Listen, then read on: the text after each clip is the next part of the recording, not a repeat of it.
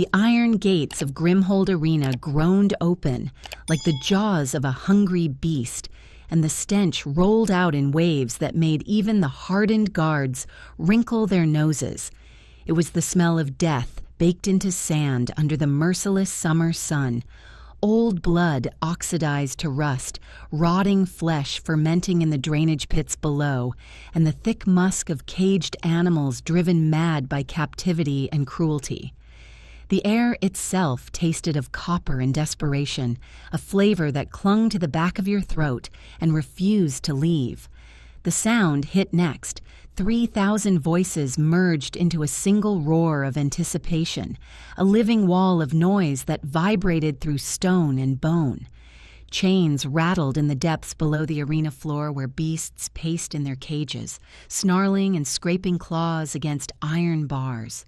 Merchants hawked their wares in sing-song voices that cut through the chaos, meat skewers dripping with grease, wine in clay cups, and betting slips printed with crude drawings of prisoners, and the animals that would kill them.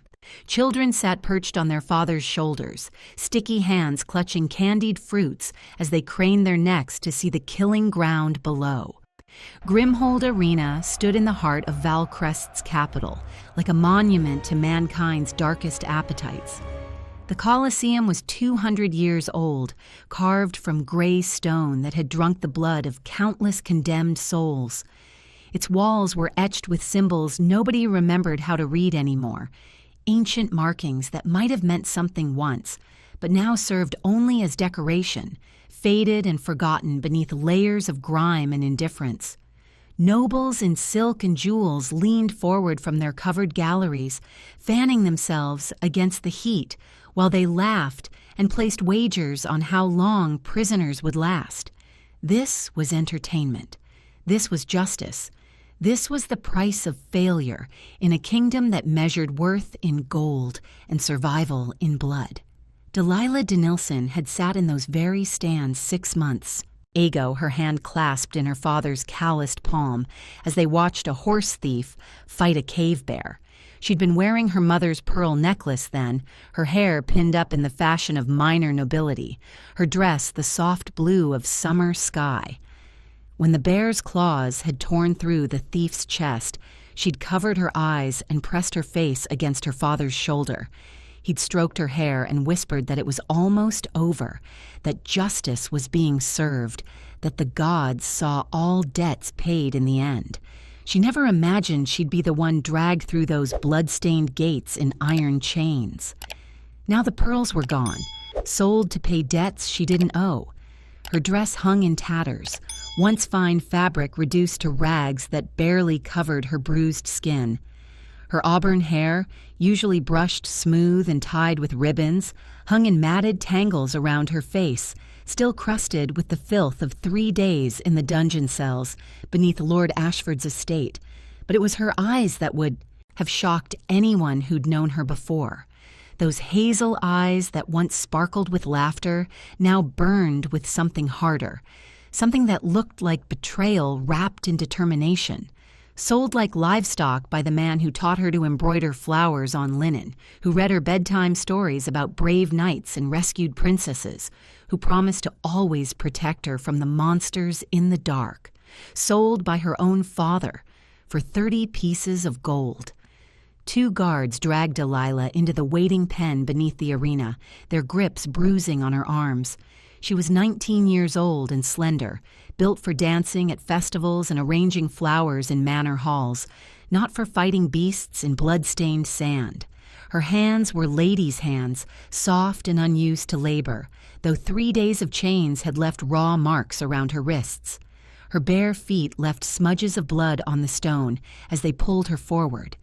The dungeon floor had been littered with broken pottery, and no one had cared about a condemned prisoner's comfort. But Delilah Denilson held her head high. She wouldn't give them the satisfaction of seeing her break. Not the guards who'd stripped her of her remaining dignity, not the nobles who'd come to watch her die for their amusement, and especially not her father, wherever he was, whatever hole he'd crawled into to hide from what he'd done. The memories came in flashes, sharp and cutting as broken glass. her father's gentle hands guiding hers as she learned to write her letters. Those same hands trembling as they held the quill, signing the contract that sold her life. His voice reading stories about honor and sacrifice. That same voice breaking as he whispered, "Forgive me. This is the only way." Why? The question burned in her chest like swallowed fire. What debt could possibly be worth this?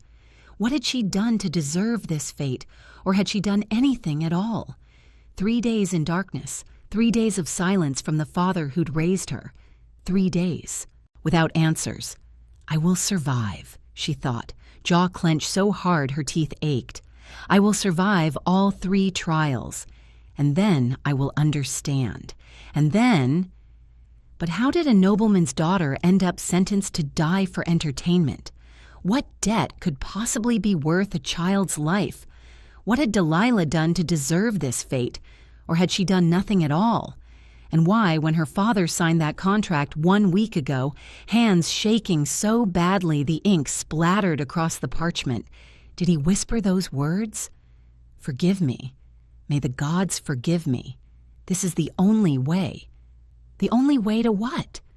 The answer lay 7 days in the past, in her family's crumbling manor on the outskirts of the capital, where love and desperation had collided in the worst way possible. 1 week earlier, the Denilson Manor had seen better days. Once it had been grand. 3 stories of carved stone, gardens that bloomed year-round, servants in matching livery attending to every need. But that was before. Her mother's death 5 years ago. Before the slow decay that followed, piece by piece, like watching something rot from the inside out. Now the gardens grew wild with weeds. The servants had been dismissed one by one until only old Thomas remained, and half the furniture had been sold to collectors who didn't ask questions about noble families selling their heritage.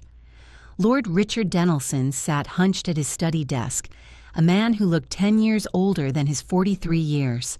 His hair had gone gray at the temples, his shoulders slumped under the weight of invisible burdens, and his hands, those gentle hands that had once seemed so strong, trembled as they gripped a quill. Across from him sat Lord Victor Ashford, and if Richard looked like a man drowning, Ashford looked like the storm that caused the shipwreck. 52 years old, wealthy beyond measure, with cold gray eyes that calculated worth the way butchers calculated meat.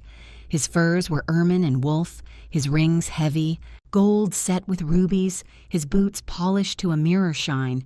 He looked at Richard the way a cat looks at a mouse that stopped running.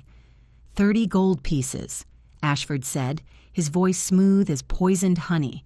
Final offer. Your daughter for your debts. Delilah pressed herself against the wall outside the study, her ear to the door, her heart hammering so hard she thought it might crack her ribs. She'd heard rumors, whispers from old Thomas that father had been gambling again, that he owed money to dangerous men. But this couldn't be real. "She's all I have left."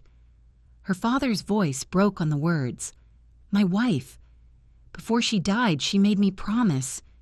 "Your wife is 5 years dead, Richard." Ashford's tone didn't change, didn't soften. "You owe me 60 gold pieces from cards. 60 pieces you don't have and can't pay. I'm being generous. Take the deal or lose everything. This house, your title, and your life. My collectors aren't known for their patience." Silence.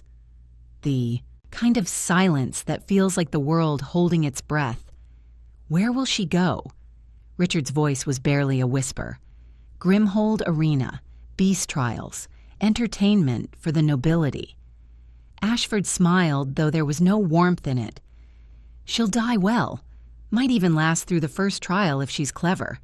Either way, your debt dies with her. Clean slate. You get to keep breathing, keep the manor, rebuild. Isn't that what you want?" The scratch of quill on parchment was the loudest sound Delilah had ever heard. Each stroke felt like a blade cutting through her chest, through everything she'd believed about her father, about family, about love. The study door opened. Richard looked up and saw her standing there, saw the horror and betrayal written on her face. He opened his mouth, but no words came out. "No." Delilah's voice was small at first, then growing. "No, Father, you can't." "Seize her," Ashford said calmly, and guards appeared from the shadows like they'd been waiting for this exact moment. Delilah lunged for her father, hands reaching for him, for answers, for some explanation that would make this make sense. The guards caught her, their grips iron on her arms, and she screamed, not words, just raw anguish that echoed through the empty manor. "I'm sorry." Her father's face was wet with tears, but he still wouldn't meet her eyes. "I love you. Remember that. I love you." "You sold me," Delilah shrieked as they dragged her backward toward the door. "Your own daughter! How could you? How could you?" "Forgive me," Richard whispered as she disappeared into the darkness. "May the gods forgive me. This is the only way." The only way to what? But she was already gone, dragged into a wagon bound for the dungeons, and she would never hear his answer. The herald's voice snapped Delilah back to the present. She stood in the holding pen now, chains removed, wearing nothing but her torn dress and her father's broken promises. Above, the herald stepped onto the royal platform draped in Lord Ashford's colors, black and silver, like a bruise. His voice boomed across the arena, amplified by the natural acoustics of the curved stone walls. "By decree of Lord Victor Ashford, Master of Grimhold Arena and Lord of the Eastern Territories." The crowd fell to an expectant hush.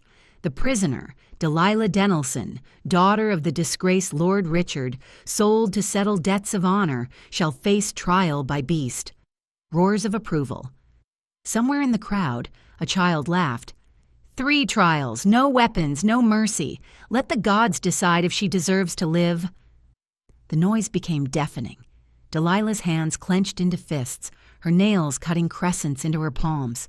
Her father had said the gods saw all debts paid. Fine, she'd survive, all 3 trials, and then she'd make him answer for what he'd done. The first gate began to open with a grinding screech of metal on stone that made her teeth ache. Delilah took a breath, stepped forward onto blood-stained sand that was still damp from yesterday's executions, and raised her chin. The crowd wanted entertainment? She'd give them a show they'd never forget. What Delilah didn't know, what she couldn't know, was that the truth about her father's betrayal lay buried with her mother in the family crypt, sealed in a letter she was never meant to find. A letter written in her mother's careful hand 5 years ago, when poison was spreading through her veins and time was running out. A letter that explained why Delilah's blood was worth more than all the gold in Valcrest, why some secrets are so dangerous that fathers destroy their daughters to keep them hidden, why her mother's last words had been, "Never bleed on ancient stone." And beneath the arena sand where Delilah now stood, carved into rock older than the kingdom itself, older than any living memory, ancient symbols waited patiently in the darkness. Dragon script in the first language, etched into a bonding altar 400 years ago, waiting for one specific thing, waiting to drink dragon heart blood. The gate opened fully, and something growled in the shadows beyond. Delilah Dennelson's trials had begun. The wild boar that exploded from the darkness was a nightmare made flesh. 400 pounds of muscle, rage, and tusks as long as Delilah's forearm. Its eyes were bloodshot, rolled back white with drug-induced fury, and foam dripped from its mouth in thick ropes that sizzled where they hit the sand. The arena handlers had pumped it full of stimulants to make it aggressive, to make it kill fast and brutal. This wasn't meant to be a fair fight. This was meant to be a slaughter. The crowd's chant rose to a fever pitch. "Beast! Beast! Beast!" Delilah stood alone in the center of the killing ground, sand burning hot beneath her bare feet, the sun beating down on her exposed shoulders. She had no weapons, no armor, nothing but her wits and the desperate will to survive long enough to get answers.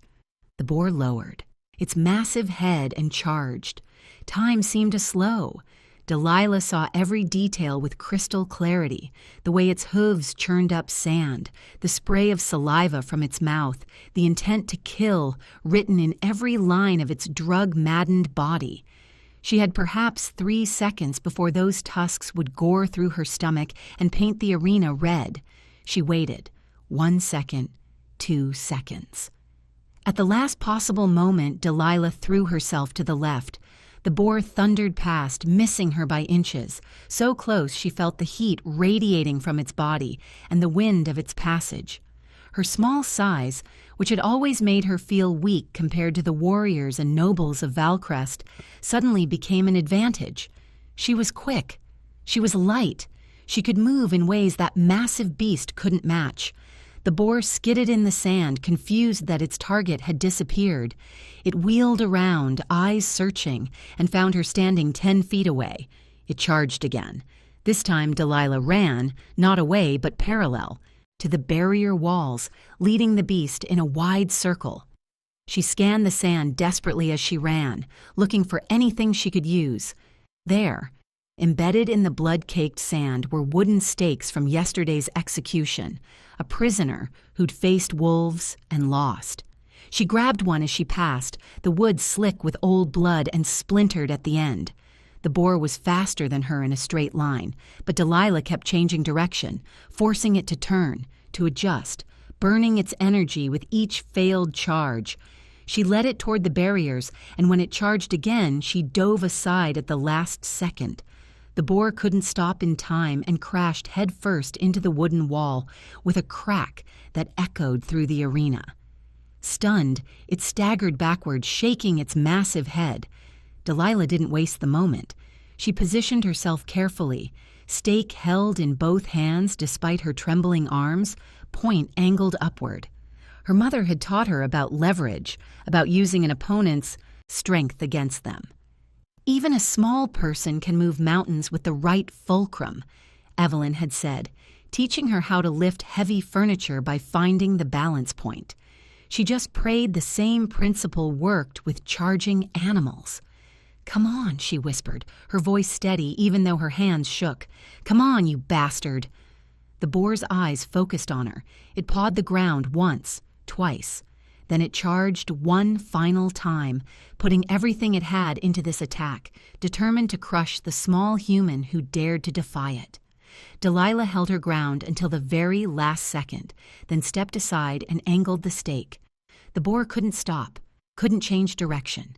Its own momentum drove it onto the sharpened wood, the stake punching through its chest cavity with a wet, terrible sound. The beast's scream was almost human.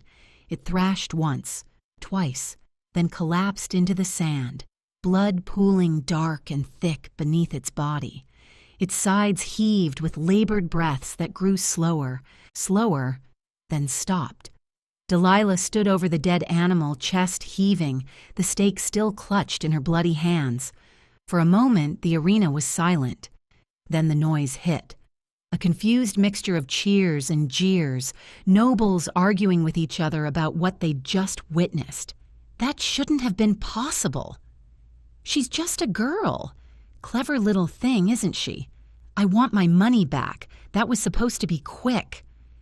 In his private box draped with black and silver, Lord Victor Ashford sat perfectly still, his expression unreadable. But his fingers drummed once against the armrest of his chair, a tiny gesture that might have been irritation or might have been something else entirely, interest. The guards threw Delilah back into the holding cells with enough force that she stumbled and nearly fell. The iron door clanged shut behind her, leaving her in near total darkness, broken only by thin strips of light from the corridor above. "You survived the boar." The voice came from the shadows. Delilah's eyes adjusted to see other prisoners huddled in corners. 3 men and 1 woman, all condemned to various trials, all waiting for their turn to die for entertainment. The speaker was an old man, maybe 60, with the scarred hands and straight posture of a former soldier. His eyes held the kind of weariness that came from seeing too much death. "I survived," Delilah said, her voice hoarse. Now that the adrenaline was fading, her hands had started trembling again. She could still feel the impact of the stake driving through flesh, could still smell blood and animal musk. "I've seen 3 full trials before," the old soldier said. "No one lasts past the second. What's your name, girl?" "Delilah." She sank down against the wall, every muscle in her body screaming. "What's the second trial?" His expression turned grim. "Cave bears. 2 of them. Twice the size of that boar, twice as mean and smart enough to coordinate. You won't survive." The certainty in his voice should have terrified her, but Delilah found she was too exhausted for fear. Instead, her mind drifted to other memories, other warnings she hadn't understood at the time. Her mother's face, pale as death 5 years ago. Lady Evelyn de Nilsson had been 37 years old when she died, and Delilah had been 14, old enough to understand death, young enough to believe her mother was invincible. The official story was winter fever, a common enough illness that swept through the capital every year. But Delilah remembered things that didn't fit that story. She remembered the strange purple marks on her mother's lips, like bruises spreading inward. She remembered her mother frantically burning papers in the fireplace, feeding page after page to the flames while tears streamed down her face. She remembered strange men in dark cloaks arriving at the manor in the middle of the night, arguing with her father in hushed, urgent voices while Delilah listened from the top of the stairs. And she remembered her father's face when he came out of those meetings, not grief-stricken, but terrified. On the last day, Delilah had been alone with her mother. Her father had left to fetch a physician who would never arrive in time. Evelyn's hand had shot out with surprising strength, grabbing Delilah's wrist, pulling her close. "Delilah," her mother had gasped, her voice thick and slurred, "you must understand." A coughing fit interrupted her, violent and wet. When it passed, blood flecked her lips. "Your blood. It carries—" Each word was a struggle. "They killed everyone like us. Everyone who—" "Mother, please, save your strength." "No, listen." Evelyn's hazel eyes, the same color as Delilah's, burned with desperate urgency. "Never bleed on ancient stone. Never speak of dragons. Promise me." "Dragons?" Delilah had thought her mother was delirious. Dragons were extinct, had been for 300 years. Everyone knew that. "I hid a letter," Evelyn continued, her grip weakening. "The crypt. Under my namestone. If anything happens to you, find it. The truth." Her eyes had closed, her hand fell away, and she was gone. When Richard burst back into the room moments later, he'd found Delilah holding her mother's cooling hand, tears streaming silently down her face. His expression had shifted from grief to something else when Delilah told him about Mother's last words. Terror. "Your mother was delirious with fever," he'd said too quickly, too firmly. "Forget what she said, all of it. Do you understand? Forget it." But how do you forget your mother's dying words? 14-year-old Delilah had tried asking about the letter, about the crypt, about what Mother had meant.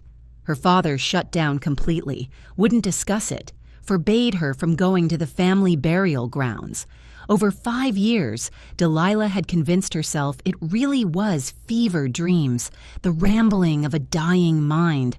But now, sitting in a cell beneath an arena, sold by her father and sentenced to die, those words echoed with new significance. They killed everyone like us. Who was they? Everyone like us. What did that mean? And why had her mother's last coherent word been dragons? Guards came for her at dawn. Delilah hadn't slept, couldn't sleep, her mind churning with questions that had no answers. They dragged her to a preparation chamber, a small stone room with a single bucket of water and a scarred wooden table. A healer, a woman with efficient hands and dead eyes, checked the scrapes and bruises from the boar fight. "You're healthy enough," she announced. "Try to put on a good show with the bears. The crowd gets angry when trials end too quickly."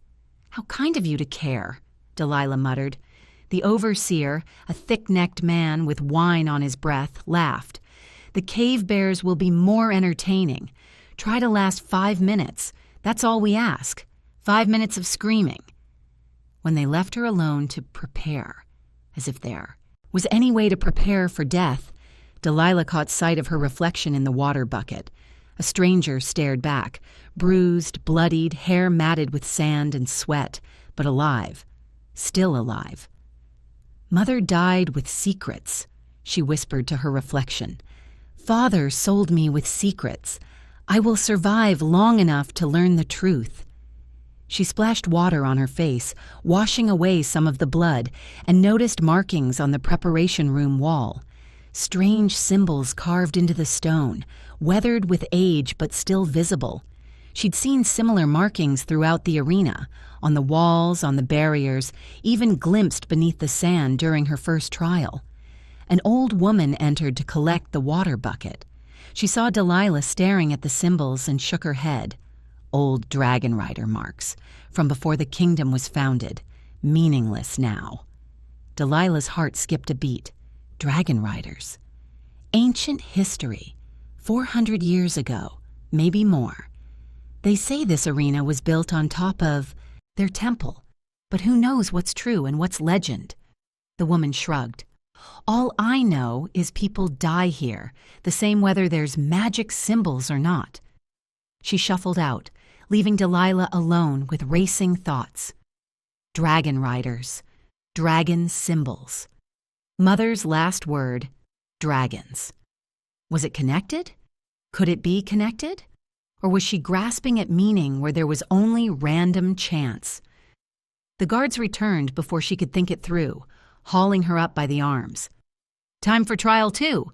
Let's hope you're as lucky as yesterday. Luck, Delilah repeated softly. Is that what we're calling it? They led her toward the arena gates, toward the sound of the waiting crowd, toward the cave bears that would tear her apart. What Delilah didn't know, what she couldn't possibly know, was that beneath the arena, far below the sand and stone and ancient symbols, something stirred in chains that had held for 20 years. Something that had been waiting in absolute darkness, counting each day of captivity, enduring torture and harvesting and endless, hopeless isolation. Something that had heard her mother's name, Evelyn, echo through the depths when Delilah spoke it in her cell. Something that recognized the scent of dragonheart blood from the first trial, faint but unmistakable, soaking into the sand above.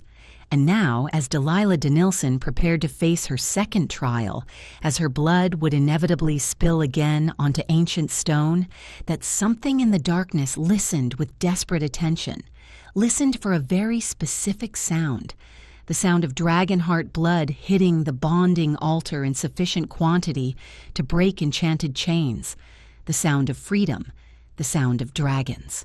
The crowd that gathered for Delilah's second trial was nearly double the size of the first.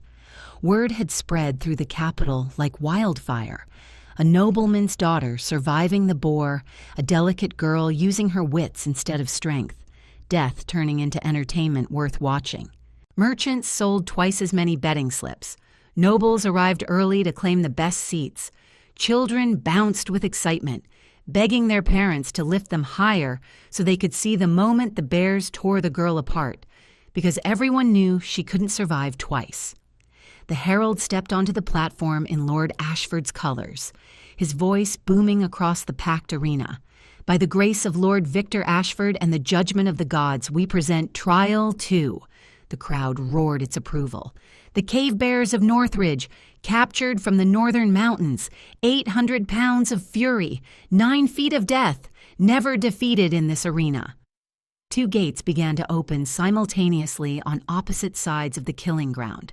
Delilah stood in the center of the blood-stained sand, her body still aching from yesterday's battle. The healer's stitches pulled tight across the scrapes on her arms and legs. Her bare feet were raw and blistered. Every muscle screamed for rest she hadn't been given. But she was alive, and she intended to stay that way. The first bear emerged from the eastern gate, and Delilah's breath caught in her throat. It was massive, easily twice the size of the boar, with claws as long as daggers and teeth that could crush bone. Its fur was dark brown, scarred from previous battles, and its eyes held an intelligence that made her blood run cold. This wasn't a drugged animal driven mad with stimulants. This was a predator that knew how to kill. The second bear appeared from the western gate, equally massive, equally deadly. They saw her. They saw each other. And then they began to circle. Delilah didn't wait for them to coordinate their attack. She ran, not away from the bears. There was nowhere to run in the enclosed arena, but toward the barriers where broken weapons from previous executions littered the sand. A splintered stake, lengths of chain, a cracked sword blade. She grabbed what she could carry, her mind racing through strategies. She couldn't fight two bears. She couldn't outrun them. She had to outsmart them. The first bear charged with shocking speed for something so large. Delilah dove behind a barrier post, using it as cover, forcing the bear to come at her from one direction. When it lunged around the post, she was already moving, driving a stake into the ground at an angle, creating a barrier point that would slow any charge. The second bear came from her left. She rolled under its swipe, feeling the wind of those claws passing inches from her head, and grabbed a length of chain as she came up. Her hands moved on pure instinct, wrapping the chain around the barrier post, creating a tripwire at ankle height. The first bear charged again. Its massive paw came down on the stake, and it roared in pain, stumbling back with wood embedded in its flesh. Blood dripped onto the sand, the first blood of the trial, but not the last. The second bear, enraged by the noise, charged without looking. Its legs hit the chain. Tripwire. And it crashed face first into the sand with an impact that shook the ground. Stunned, it lay there for precious seconds while Delilah scrambled away, repositioning. The crowd was on its feet now, shouting encouragement and curses in equal measure.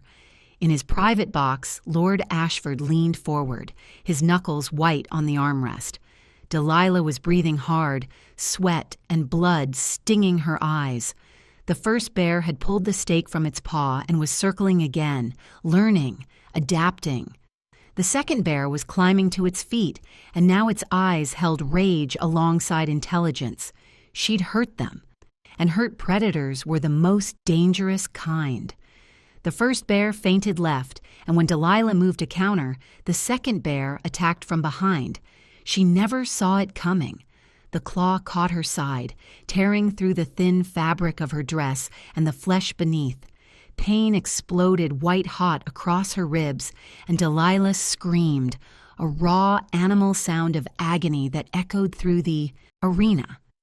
She fell to one knee, her hand instinctively going to her side, coming away slick with blood. So much blood. The sand beneath her turned dark crimson, soaking up her life with each passing second. The bear that had struck her moved in for the kill, jaws opening wide enough to crush her skull. Delilah's hand closed around sand mixed with her blood. She threw it directly into the bear's eyes. The massive creature reared back, roaring, pawing at its face to clear the grit. Blind and enraged, it swung wildly, and its claws connected with the second bear that had been approaching from the side. The impact sent the second bear stumbling, and in its confusion and pain, it struck back. The two bears, both wounded and furious, turned on each other. Delilah dragged herself away, one hand pressed to her bleeding side, leaving a trail of crimson in the sand. Her vision blurred at the edges. The sounds of the crowd faded to a distant roar beneath the pounding of her own heartbeat. She could feel her life draining away with each pulse, hot and wet against her palm. The bears fought with savage intensity, teeth and claws tearing fur and flesh, their roars shaking the arena walls. They were killing each other, doing Delilah's work for her, but she was too far gone to appreciate the irony. She collapsed onto her back in the sand, staring up at the clear blue sky and thought, I'm going to die after all. Not quickly, but slowly, bleeding out while they watch. The bears' roars grew weaker. The sounds of fighting faded. When the guards finally rushed in, they found both bears collapsed in the sand, their sides heaving with labored breaths as they bled out from wounds they'd inflicted on each other. And they found Delilah lying 20 feet away, unconscious in a pool of her own blood. What in the gods' names is that? One of the guards had stopped to stare at the sand where Delilah had fallen. The other guards were busy dragging the dying bears away, but this one stood frozen, pointing at the ground. "What's what?" his companion asked, irritated.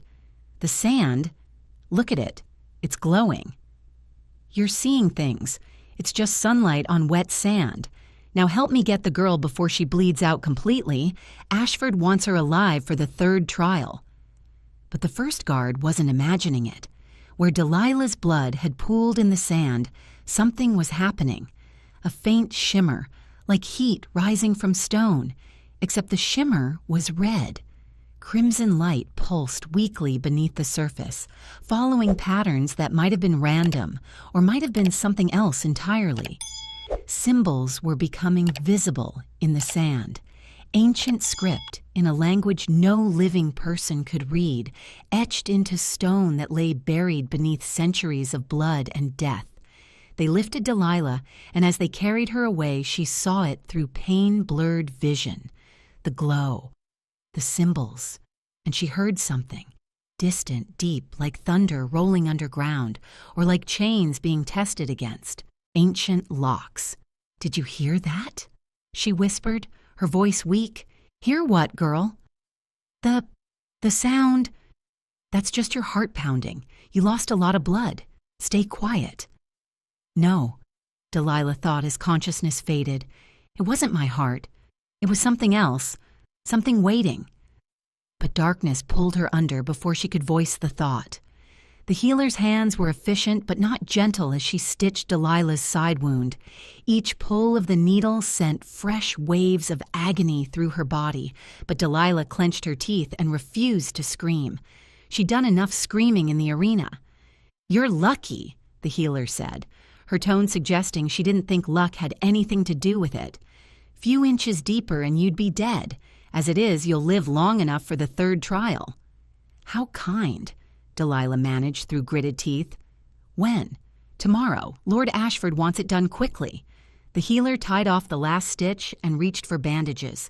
"He's getting nervous. You weren't supposed to survive this long." "What's the third trial?"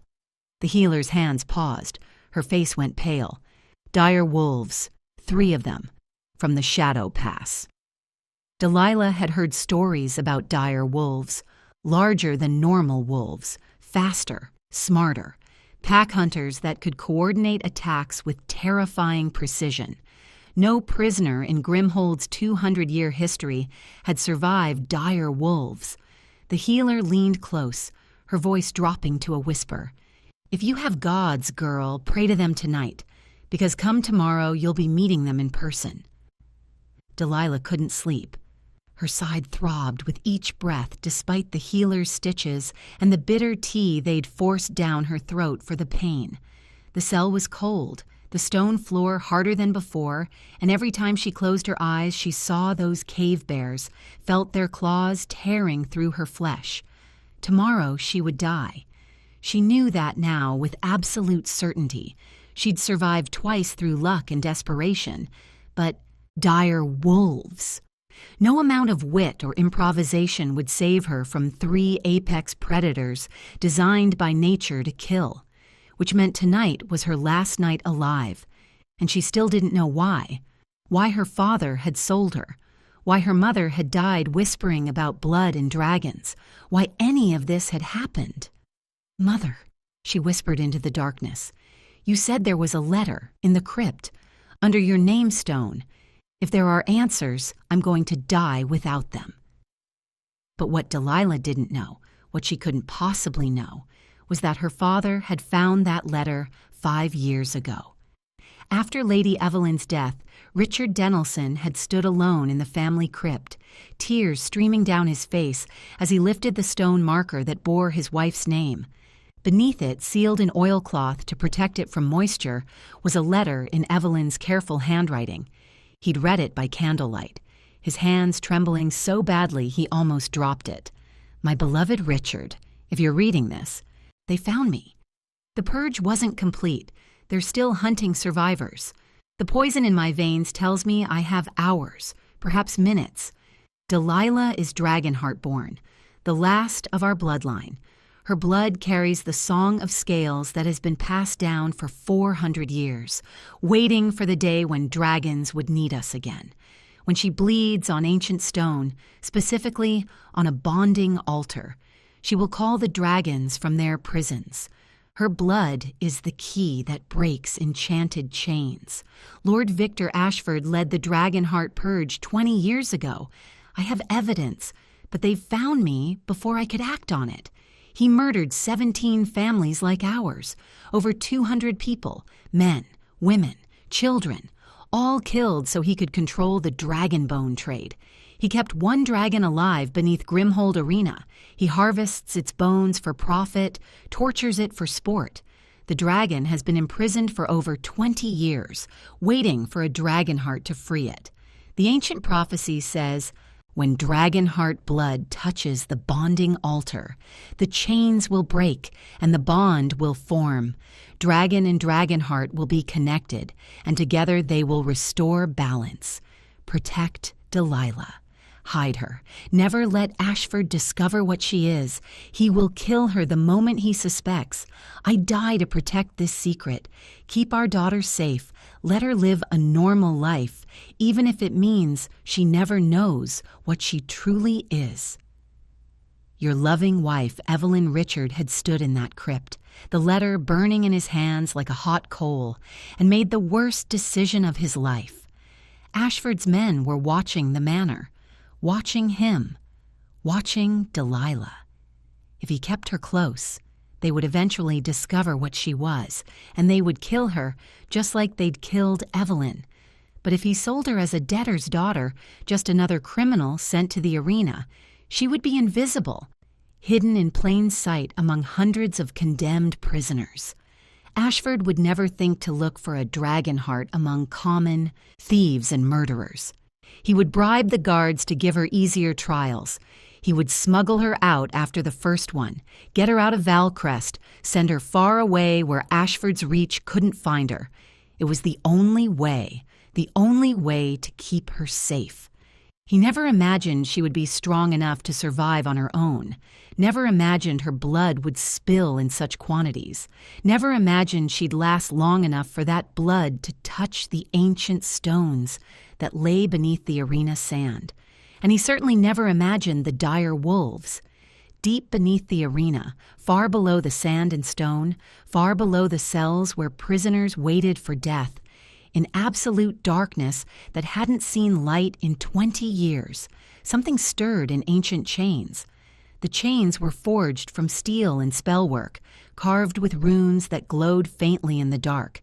They'd held for more than 2 decades, binding wings that were meant to fly, shackling power that was meant to be free. But now those runes were flickering, fading, weakening with each drop of Dragonheart blood that soaked into the sand above. Dragonheart blood, rumbled a voice like distant thunder, ancient and weary. After so long, so very long. The darkness shifted, massive and alive. Scales scraped against stone. Wings rustled against walls that could barely contain them. 2 drops on sand. Not enough. Not yet. Amber eyes opened, glowing like coals in the pitch black. Eyes that held intelligence and grief and rage carefully contained. But tomorrow she faces death. The chains rattled as the creature tested them. The runes flickered brighter, fighting to hold, but they were weaker than yesterday, weaker than they'd been in 20 years of captivity. Tomorrow her blood will flow. Tomorrow the bonding will complete. A sound that might have been a laugh or might have been a sob echoed through the darkness. Tomorrow I will answer the call. Tomorrow I will be free. The amber eyes closed, but sleep didn't come. Only anticipation, only hope, that most dangerous of emotions. "Wait for me, little dragon heart," whispered the voice in the dark. "Wait for me. I am coming." Delilah woke to rough hands shaking her shoulder. Dawn light filtered through the cell's bars, gray and cold. The guards had come to collect her for the final trial. "Up, girl, time to die." She stood on legs that trembled with exhaustion and blood loss. The stitches in her side pulled with each movement, and she could feel fresh blood seeping through the bandages. But she walked with her head high as they led her through the stone corridors toward the arena. They passed another prisoner, the old soldier from before, and he called out as she went by. The arena was built on cursed ground, Dragon Rider Temple from the old days. They say if you die there, your soul gets trapped forever, walking those sands for eternity, never finding rest. Delilah glanced at him. "I don't believe in curses." The old man's laugh was bitter. "You will, girl. Before this day is done, you will." The guards pulled her forward toward the sound of the waiting crowd, toward the dire wolves that would tear her apart, toward death that felt as certain as the sunrise. She had no idea how right he was, because beneath her feet, beneath layers of sand and stone and centuries of forgotten history, ancient magic was waking. Chains were breaking, and something that should have stayed buried was about to claw its way back into the world. The Age of Dragons was about to return to Valcrest, and it would begin with a single drop of blood hitting ancient stone, one final fatal time. The crowd that filled Grimhold Arena for Delilah's third trial was the largest in years. Over 3,000 people packed the stone seats, pressed shoulder to shoulder, nobles and commoners united in bloodlust and curiosity. Word had spread through the capital like plague. The nobleman's daughter who survived the boar, who defeated the cave. Bears, who refused to die when everyone knew she should. Merchants sold betting slips so fast they ran out of parchment. Street vendors hawked roasted meat and wine at triple the usual price. Children screamed with excitement, bouncing in their seats. This was the event of the season.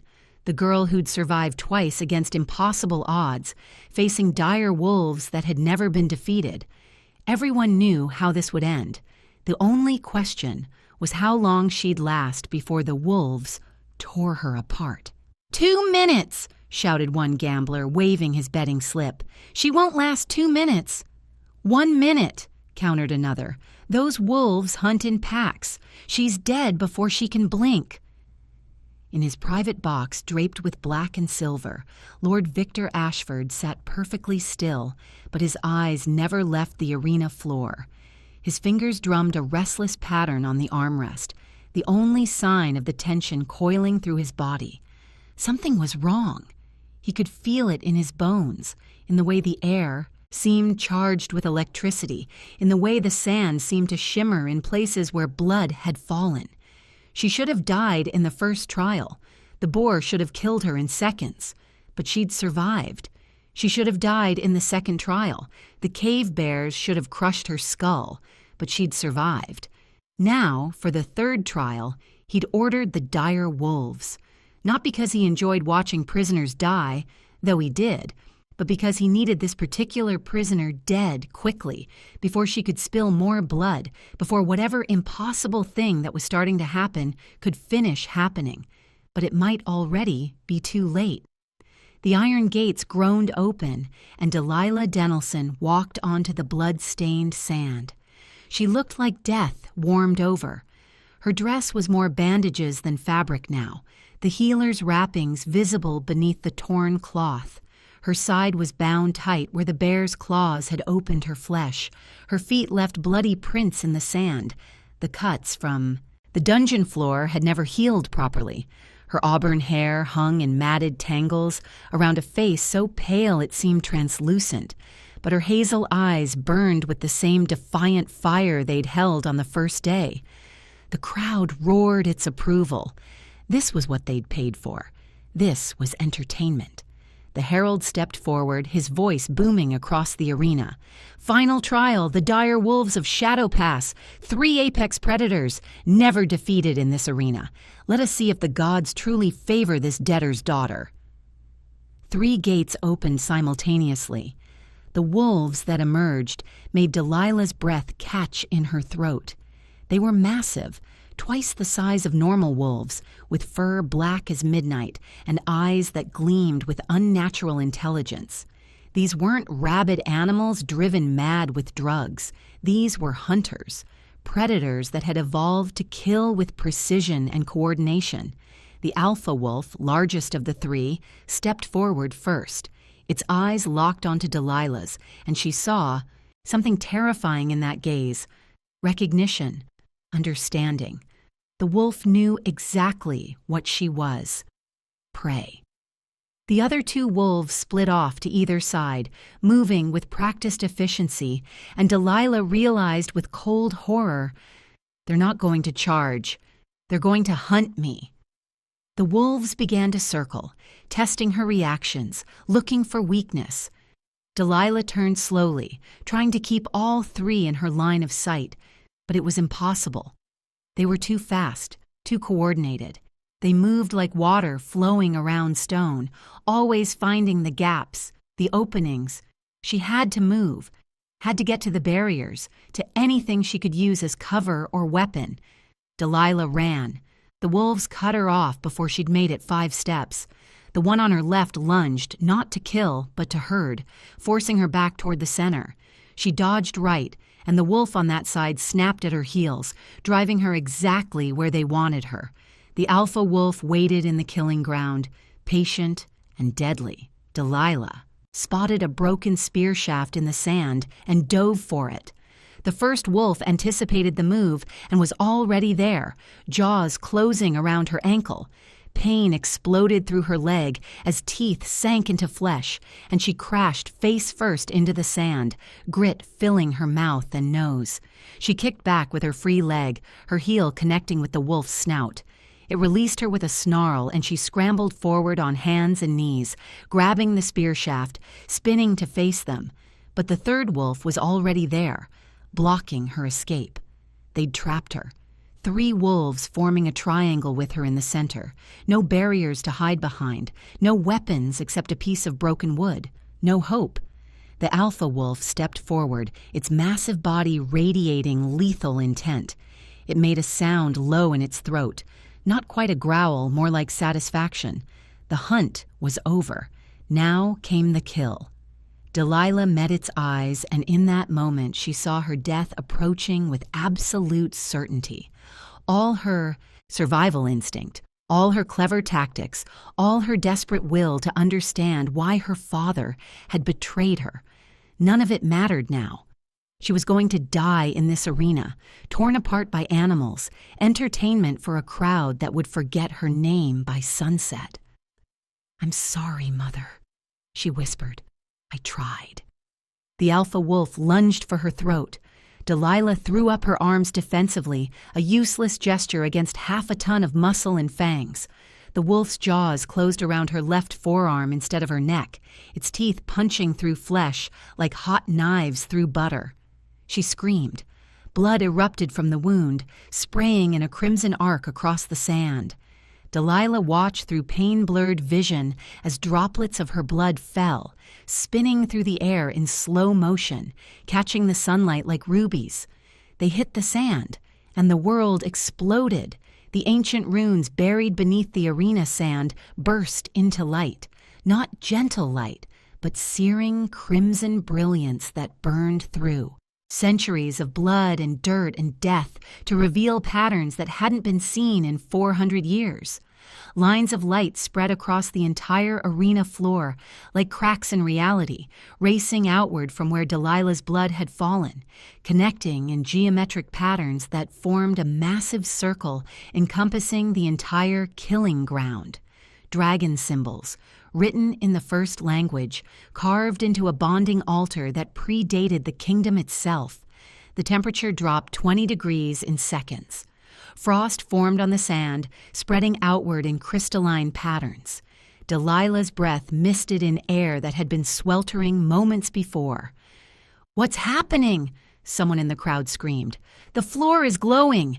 Get out! Get out!" The orderly crowd dissolved into chaos. Nobles stumbled over each other, trampling commoners in their rush for the exits. Stone benches cracked under the sudden weight of hundreds of people trying to flee at once. Children cried. Women screamed. Men pushed and shoved, their entertainment forgotten in the face of something ancient and terrible, awakening beneath their feet. In his private box, Lord Victor Ashford's face drained of all color. His lips moved, forming words that came out barely as a whisper. No, it's not possible. She can't be. But she was. Deep beneath the arena, in darkness that had been absolute for 20 years, chains began to crack. Each crack sounded like thunder rolling through stone. The enchantment runes carved into the iron flickered and died, their magic exhausted, their purpose ended. The chains that had held for more than 2 decades, that had bound wings meant for sky and power, meant to be free, shattered link by link. A roar built in the darkness. 20 years of rage, 20 years of torture, 20 years of waiting for this moment. Stone walls exploded. Delilah was on her knees in the sand, still clutching her bleeding arm, her mind unable to process what was happening. The ground beneath her shook so violently she couldn't stand. Cracks spread across the arena floor, chunks of stone falling away to reveal darkness below. The dire wolves had abandoned their hunt and were fleeing, whimpering like puppies, their tails between their legs. And then she heard it. A voice in her mind, deep and ancient and filled with exhausted relief. "Dragonheart, little one, finally I am coming." "What?" Delilah tried to speak, but her voice wouldn't work. "Who? Hold on." The center of the arena exploded upward. Stone and sand flew like shrapnel, deadly fragments that would have killed Delilah if some instinct hadn't made her cover her head. The ground heaved beneath her, throwing her backward, and when she looked up through the dust and debris, she saw something that couldn't be real. Wings that spanned 60 feet, catching the sunlight and reflecting it in shades of midnight and shadow. Scales black as obsidian, scarred with marks from chains and tools and endless torture. A body 40 feet, long, massive with muscle despite years of starvation. Claws like scythes, teeth like swords, and eyes. Amber eyes that blazed with intelligence and fury and something that might have been hope. A dragon. A living, breathing dragon had just burst through the arena floor. The crowd's screaming reached a fever pitch. The stampede for the exits became a crush that left bodies trampled in its wake. Guards abandoned their posts and ran.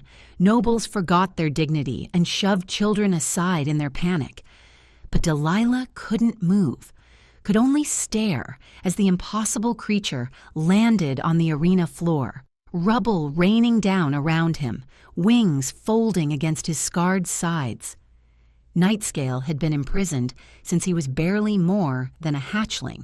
20 years in chains, 20 years of having his bones harvested while he lived, 20 years of darkness and pain, and the desperate hope that someday, somehow, a Dragonheart would call him. And finally, after so long, one had. The dragon's massive head turned, his amber eyes finding Delilah where she knelt bleeding in the sand.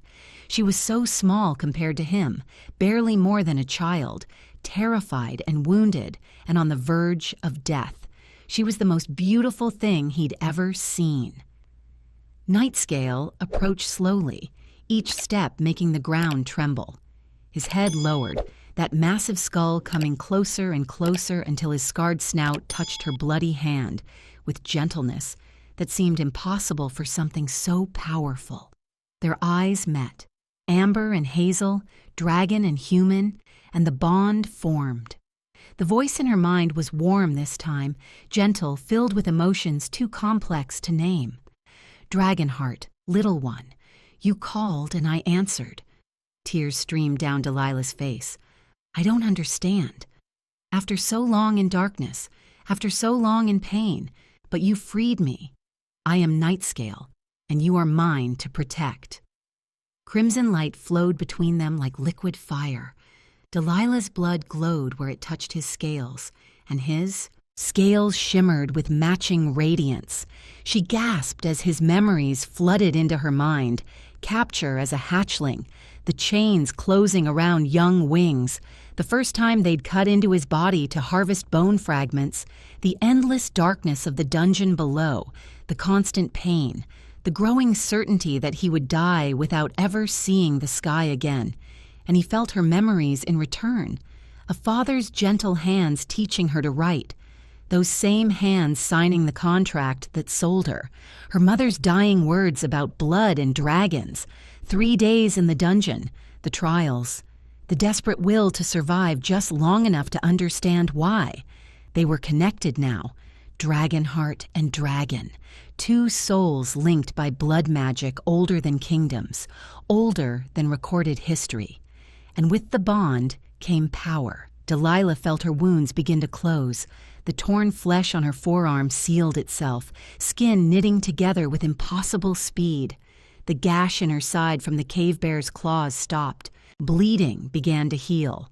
Broken ribs mended, cuts and bruises faded.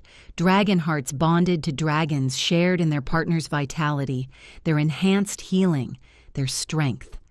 She stood, supported by Nightscale's presence, and for the first time in 3 days, she felt strong. Her voice, when she spoke, carried supernatural authority that froze every person still remaining in the arena.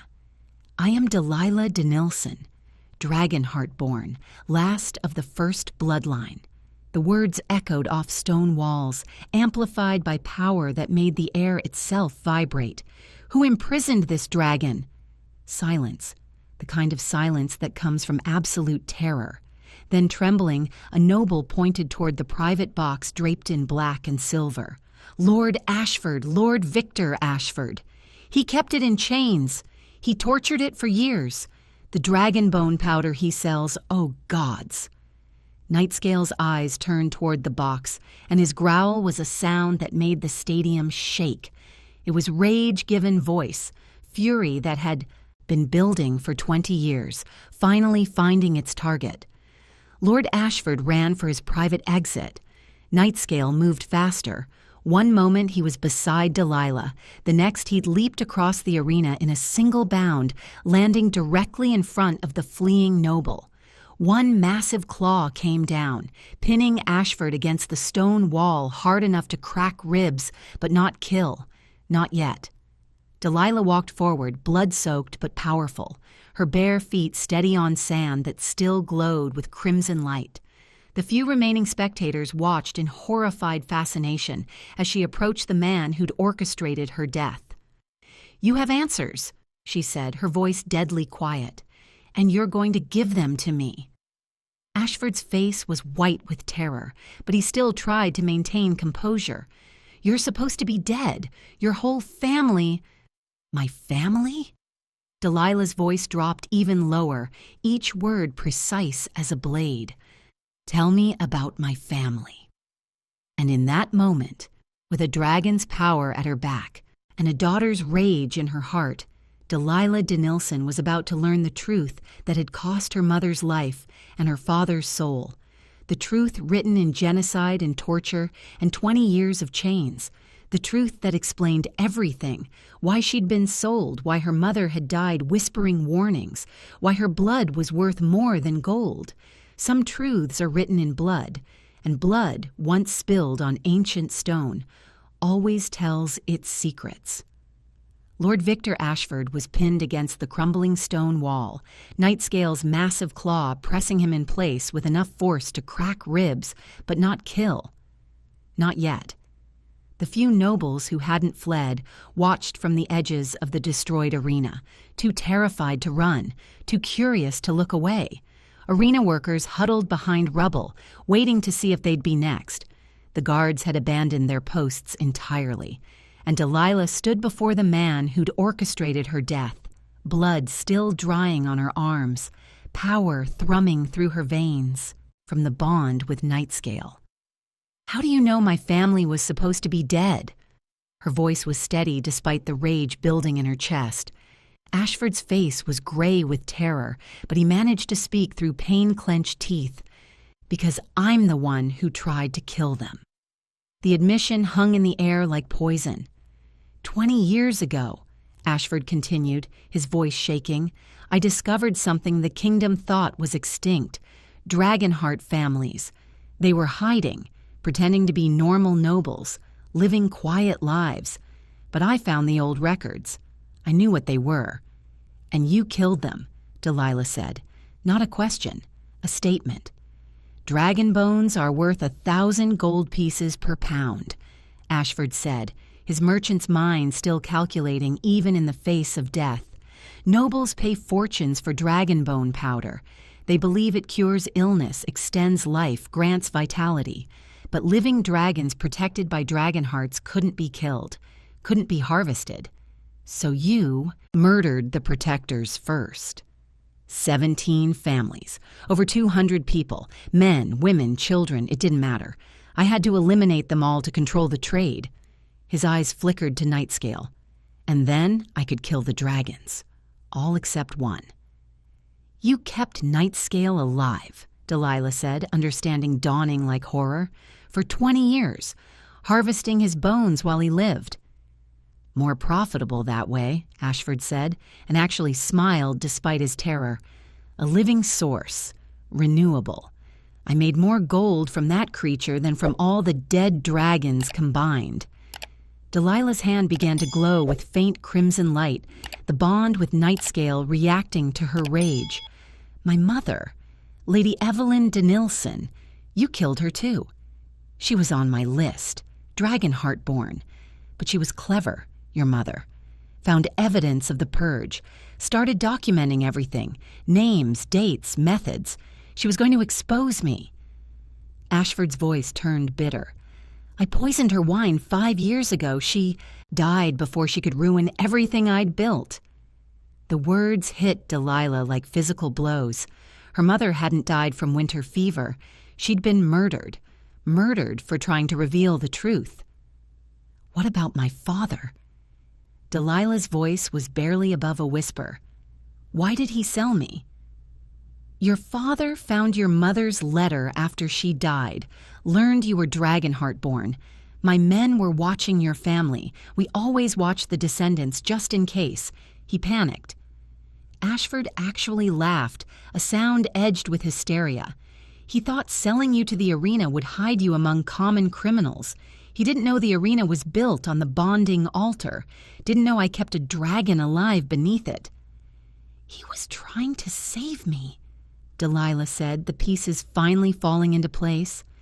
The fool led you right to your awakening. If he'd kept you at home, you might have lived your whole life never knowing what you were. Ashford's smile was twisted. But he delivered you directly to the one, place in the kingdom where your blood could activate the bond. Ironic, isn't it? Delilah opened her mouth to respond, but movement at the arena entrance caught her attention. Lord Richard Denilson staggered through the rubble-strewn entrance, his face streaked with tears, his fine clothes torn and disheveled. He must have run all the way from the manor when he heard the explosion, when half the city felt the ground shake with Nightscale's emergence. Delilah! His voice broke on her name. Thank the gods, you're alive. He stopped dead when he saw the dragon. Nightscale turned his massive head, amber eyes fixing on this new arrival, and Richard's face went even paler. No, he whispered. No, your mother's letter. It was all true. Father. The word came out cold. Richard fell to his knees in the blood-soaked sand, heedless of the crimson light still pulsing from the ancient symbols. Forgive me. I thought I was saving you. You thought selling me like livestock would keep me safe? Delilah's voice was sharp as broken glass. Yes! The word exploded from him. Ashford's men were watching us. If I kept you close, they'd eventually discover what you were. But if I sold you as a debtor's daughter, just another criminal sent to die in the arena, you'd be invisible, hidden in plain sight among hundreds of condemned prisoners. And then what was your plan, Father? Watch me die for entertainment? No! Richard's hands shook as he clutched at the sand. "I was going to bribe the guards, get you easy trials, smuggle you out after the first one and send you far from Valcrest, somewhere Ashford's Reach couldn't find you. I had gold hidden away. I had contacts in the merchant guilds who could get you across the border. But I survived." Delilah's voice was hollow. "On my own, without your bribes or your plan. I never imagined you'd be strong enough. Never imagined you'd last long enough for your blood to—" He gestured helplessly at the glowing symbols at night scale. "To activate all of this. I never meant for any of this to happen." Delilah was silent for a long moment, processing everything. The betrayal that was actually protection. The abandonment that was actually desperate love. The father who'd sold her to save her, whose terrible plan had accidentally led to her awakening instead of her death. "You made the worst possible choice," she finally said. Richard's shoulders shook with sobs. I know. Your mother would never forgive. But it was still a choice made from love." He looked up, hope and grief warring on his face. "You broke my heart," Delilah continued, her voice steady but not cold. "You sold me like property, made me believe I was worthless to you. I survived 3 death trials thinking my own father had abandoned me out of shame or greed. Your choice was catastrophically, devastatingly wrong." "I'm sorry," Richard whispered. "I'm so sorry." Delilah saw him clearly now, not the strong father of her childhood, not the betrayer who'd sold her, but a broken man who'd made impossible choices under unbearable pressure, a man who'd lost his wife to murder and tried to save his daughter the only way his terrified mind could conceive. "But I understand why you did it," she said quietly, "and maybe that's enough to start with." The arena workers, seeing that Nightscale hadn't immediately incinerated everyone, began to speak. Fearing Dragonfire more than their employer's wrath, they confessed everything. The hidden entrance to the catacombs, the torture chamber below, the 20 years of horror inflicted on a captive dragon. They led Delilah, Nightscale, and the remaining witnesses down into the depths beneath the arena. The torture chamber was a nightmare made real. Chains hung from walls, still bearing scraps of black scales where they'd rubbed Nightscale's wings raw. Harvesting tools, saws, drills, cutting implements designed to extract bone fragments from a living creature, lay scattered on blood-stained tables. The air reeked of old suffering, pain so concentrated it had soaked into the very stone. Nightscale stood in the chamber where he'd been imprisoned, and his rage was a palpable thing. Delilah felt it through their bond, the memory of endless darkness, of tools cutting into his body month after month, of hoping each time that they'd finally kill him and end the suffering. But they never had, because he was more profitable alive. On a desk in the corner, they found records, ledgers detailing dragon bone sales going back 20 years, thousands of transactions, hundreds of thousands of gold pieces, Lord Ashford's signature on every page, and beneath the ledgers, another document, a list of names written in Ashford's hand, each one crossed out in red ink with "eliminated" and a date. 17 family names. Beside each name, the number of people killed. Delilah's hands shook as she read, "Denilson family, 3 eliminated, 1 surviving." Her mother's name was there in Ashford's handwriting. Lady Evelyn Denilson, eliminated 5 years past, winter poison. 214 people total, an entire bloodline systematically murdered, all for profit. "Let me burn them," Nightscale's voice rumbled in her mind, thick with rage. "All of them. Every noble who profited from my suffering, every merchant who bought my bones, every person who watched prisoners die for entertainment while I screamed below. Let me burn this entire corrupt kingdom to ash." Delilah felt his rage, his justified hatred, his desperate need for vengeance after 20 years of torture. It would be so easy to let him, to step aside and let dragon fire cleanse Valcrest of its sins in blood and flame. But she'd seen where that path led. Her mother had died to prevent more killing. Her father had destroyed their family trying to protect what remained. Violence had only bred more violence, pain compounding pain. "No," she said aloud, and through their bond, she felt Nightscale's surprise.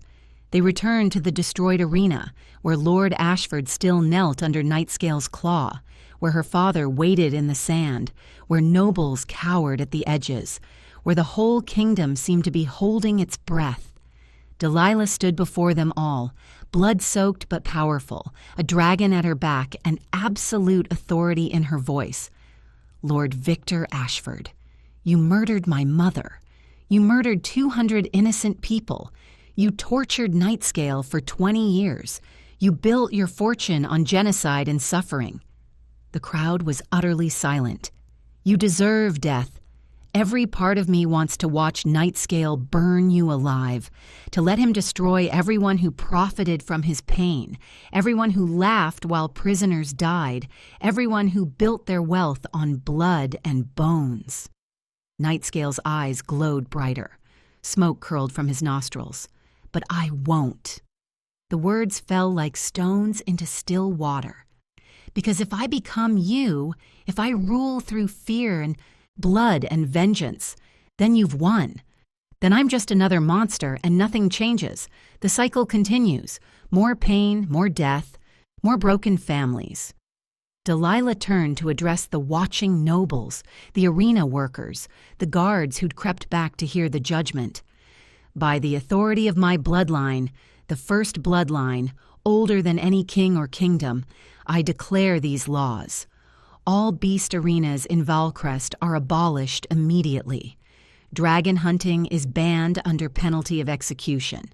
Blood sports are outlawed.